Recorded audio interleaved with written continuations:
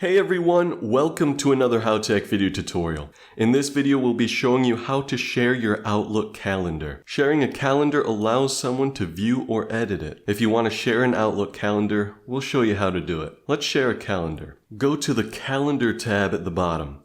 Hover over your calendar and click the ellipsis, Sharing and Permissions. To share a calendar with all permissions, you'll have to be the owner of the calendar.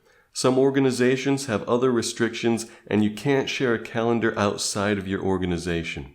Type in the email of the person you would like to share with. Choose the permissions you want to give them in the drop-down. Click Share. If you don't want to share, click the trash can icon. This is the default share with people in my organization. New shares will show up here and you can edit or remove them all except for the default one set up by your organization. You can now share your calendar with others. What Outlook features do you want to learn? Thanks for watching.